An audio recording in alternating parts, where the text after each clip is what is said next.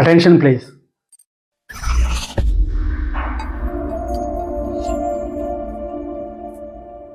పరీక్షలంటే భయం ఎందుకు?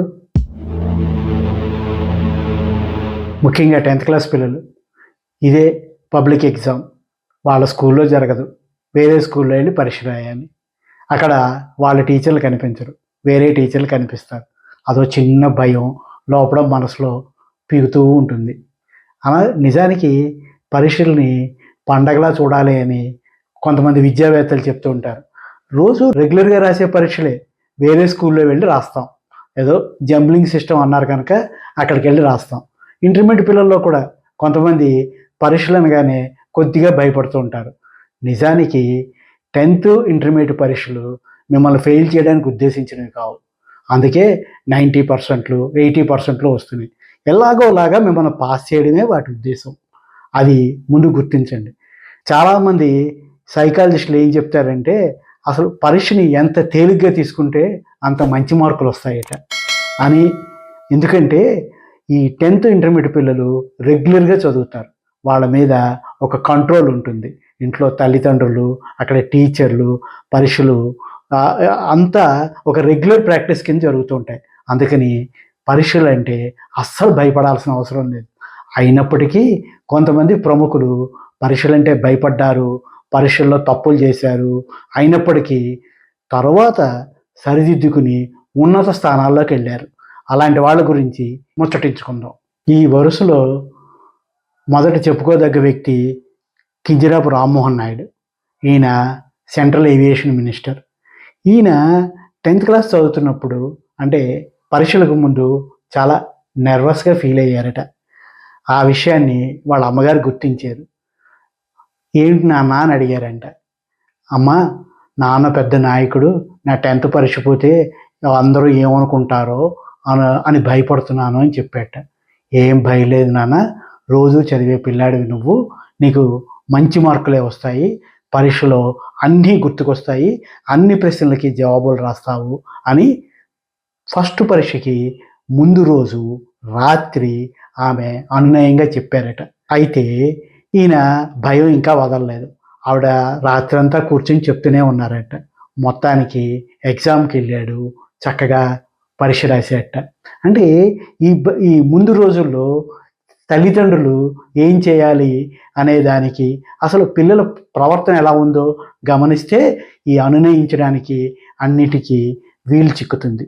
తర్వాత రోజుల్లో ఇదే రామ్మోహన్ నాయుడు గారు హైదరాబాద్లోను, ఢిల్లీలోను, ఆపై అమెరికాలోను చదువుకున్నారు. తర్వాత తన తండ్రి అనంతరం ఆయన రాజకీయాల్లోకి వచ్చారు, చాలా ఎదిగారు. ఈయనకి ఇంకో విషయం కూడా చెప్పారు. అదేంటంటే ఈయనకి సోషల్లో ఈ యుద్ధాలు అవి గుర్తుండేవి కాదట. అందుకని చెప్పి చాలా భయపడిపోయేవారట.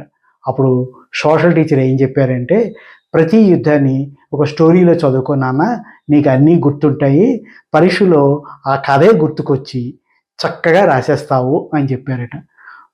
అలాగే రామ్మోహన్ నాయుడు గారు ఇంకో విషయం కూడా చెప్పారు.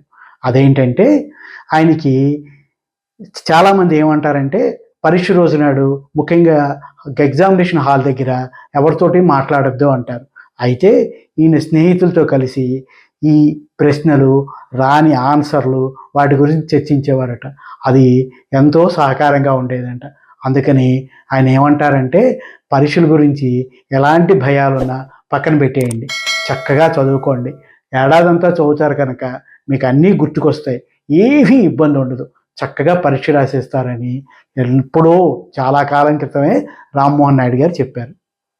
మరో వ్యక్తి ప్రొఫెసర్ ఎన్వి రమణారావు. ఈయన సిబిఎస్ఈ సిలబస్కి అనుబంధంగా ఉండే పరీక్షలు రాశారు. ఈయన యాక్చువల్గా మన రాష్ట్రంలో అంటే ఉమ్మడి రాష్ట్రంలో ఎంసెట్ కన్వీనర్గా చాలా కాలం పనిచేశారు. తర్వాత ఎన్ఐటి వరంగల్ డైరెక్టర్ అయ్యారు. ఇప్పుడు రాయ్పూర్ ఎన్ఐటి డైరెక్టర్గా పనిచేస్తున్నారు. ఈయన ఏం చేశారంటే, సైన్స్లో 2 ఉంటాయి కదా, న్యాచురల్ సైన్స్, ఫిజికల్ సైన్స్ అని. ఈయన సిలబస్ సరిగ్గా చూసుకోకుండా ఒక పేపర్కి సన్నద్ధమయ్యారు. తీరా చూస్తే పరీక్ష రోజు నాడు ఇంకో సైన్స్ పేపర్ వచ్చింది. అయితే అది క్వార్టర్లీ, హాఫ్ ఇయర్లీ కావడంతో ఇబ్బంది లేకపోయింది. ఆయన ఇంకో విషయం కూడా చెప్పారు. రెగ్యులర్గా చదువుతూ ఉండడం మూలంగా చక్కగా పరీక్ష రాయగలిగారు. మార్కులు తగ్గాయని కానీ పరీక్ష ఫెయిల్ కాలేదు. అది ఆయనకున్న లాభం. అందుకని రెగ్యులర్గా చదవండి అని ఆయన సలహా ఇస్తున్నారు. ఇంకో విషయం కూడా చెప్పారు ఆయన.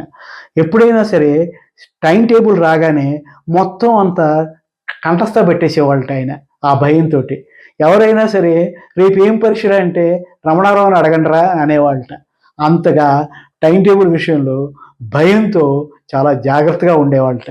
సహస్రావధాని డాక్టర్ గరికపాటి నరసింహారావు గారు చాలా మంచి విషయం చెప్పారు. ఏది కూడా అప్పటికప్పుడు తనేమీ చెప్పలేను, నాకన్నీ గుర్తుంటాయని అందరూ అనుకుంటారు. ఆ పద్యాలు అక్కడ చెప్పే విషయాలు అన్నీ అప్పటికప్పుడు అలవోకగా చెప్పేస్తాను అనుకుంటారు. అదంతా శుద్ధ భ్రమ. రేపు పొద్దున్న నాకు గంట సేపు మాట్లాడాల్సిన అవసరం ఉంటే రాత్రి కనీసం 4 పద్యాలు మననం చేసుకుంటాను. అక్కడ సందర్భాన్ని బట్టి ఆ పద్యాలని బయటికి తీసి వాటిని మననం చేసుకుంటాను. అలాగే కారులో వెళ్తున్నప్పుడు కూడా ఆ పద్యాలను ఒకసారి చూసుకుంటా, ఆ తాత్పర్యాలని చూస్తా. అవన్నీ తీసుకొచ్చి దానికి అటు ఇటు కలిపి ఒక గంట సేపు ఉపన్యాసం ఇస్తా. అంతే తప్పించి అక్కడికక్కడ నేనేదో పద్యాలు చెప్పేస్తున్నాను ఎవ్వరూ అనుకోవద్దు. అలాగే నోట్లో బీజాక్షరాలు రాయించుకుంటే చదువు వచ్చేస్తుందని, ఇంకేదో చేస్తే బాగా వచ్చేస్తుందని, దేవుణ్ణి రోజు పూజించేస్తే మనకు చదువు వచ్చేస్తుందని ఇలాంటి భ్రమల్లో ఉండద్దు. మనం మన వంతు పనిచేస్తే దేవుడు మనకు సహకరిస్తాడు.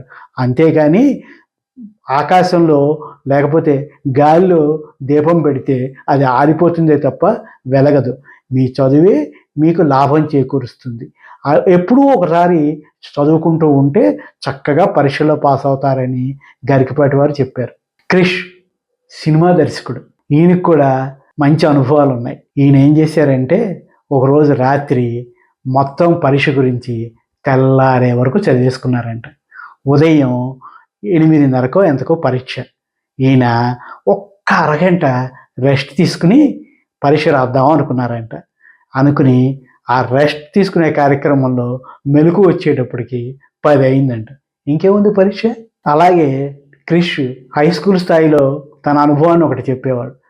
ఆయన పరీక్ష రాసేటప్పుడు ఏదైనా పరీక్షనే కాదు ఇంకేదైనా రాసేటప్పుడు ముందు ఓం అని రాసుకోవడం ఆయనకి అలవాటంట.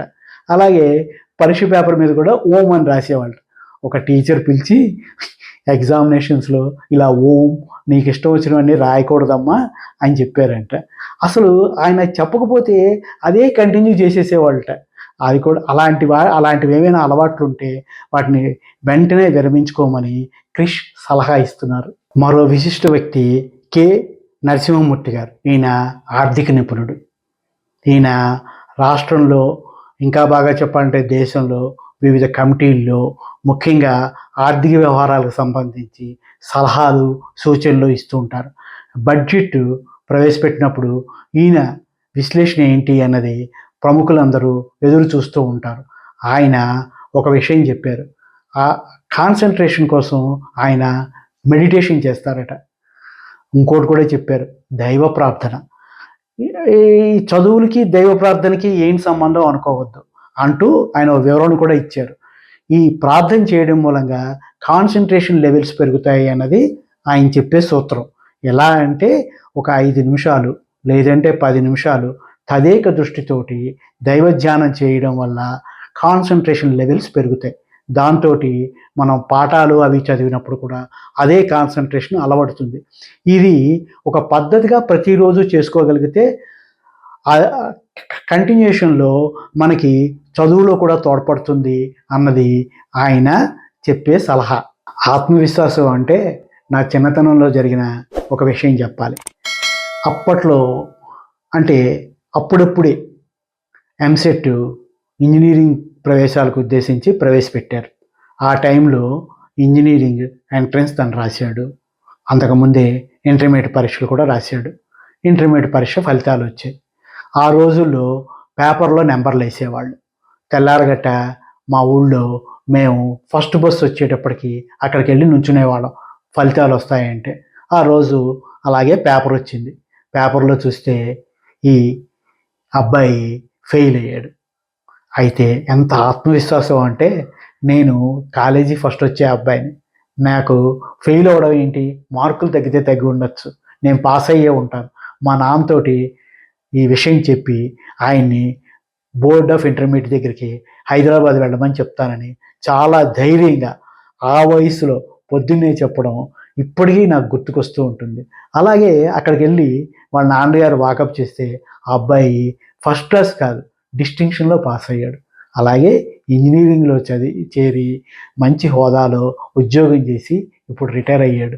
అంటే అప్పటి రోజుల్లోనే, నేను చెప్తున్నది 70స్లో, చాలా ఆత్మవిశ్వాసంతో ఉండేవాడు. మీకు పరీక్ష రోజుల్లో పరీక్ష ఫలితాలు వచ్చే ముందు అదే ఆత్మవిశ్వాసంతో అందరూ ఉండాలని నేనైతే కోరుకుంటూ ఉంటాను. మళ్ళీ మరో విషయంతో మీ ముందుకు వస్తాను. నమస్తే.